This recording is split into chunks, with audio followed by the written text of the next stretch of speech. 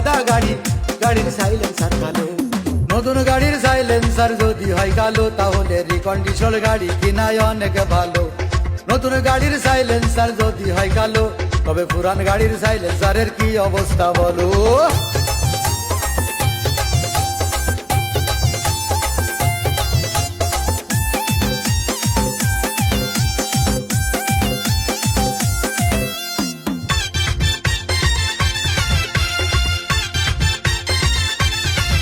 আরে নতুন গাড়ির যা যাই আছে, পুরান গাড়ির মধ্যে কিন্তু তাই তাই আছে। নতুন কালে সব গাড়ি ভালো, বছর খানেক চলার পরে লাগে না ভালো। মাসে একবার সিগন্যাল দেবে, মোবিল পাল্টাতে হবে।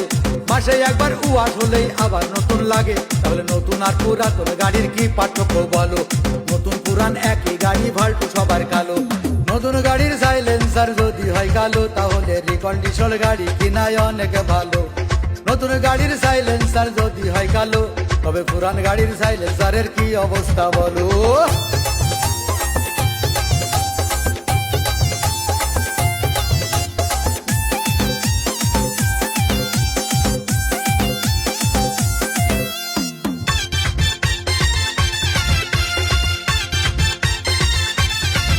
আরে নতুন গাড়ি কয়দিন চালাইলে, অন্য মডেল দেখলে মনটা আনসান আনসান করে।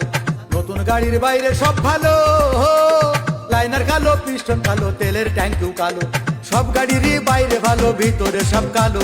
মাসে একবার উয়াস হলেই ঝামেলা সব গেল। তাহলে নতুন আর পুরাতন গাড়ির কি পার্থক্য বলো। নতুন পুরান একই গাড়ি, ভাল্টু সবার কালো। নতুন গাড়ির সাইলেন্সার যদি হয় কালো, তবে রিকন্ডিশন গাড়ি কেনাই অনেক ভালো। নতুন গাড়ির সাইলেন্সার যদি হয় কালো, তবে নতুন আর পুরাতন গাড়ির কি পার্থক্য বলো। জাপান বলো, টাটা বলো, জাপান বলো, টাটা বলো। সব গাড়ির উপরেই দেখতে ভালো, গাড়ির উপরেই দেখতে ভালো। যতই কেন নতুন গাড়ি, গাড়ির সাইলেন্সার কালো। যতই কেন সাদা গাড়ি, গাড়ির সাইলেন্সার কালো। নতুন গাড়ির সাইলেন্সার যদি হয় কালো, তাহলে রিকন্ডিশন গাড়ি কিনাই অনেক ভালো। নতুন গাড়ির সাইলেন্সার যদি হয় কালো, তবে পুরান গাড়ির সাইলেন্সারের কি অবস্থা বলো।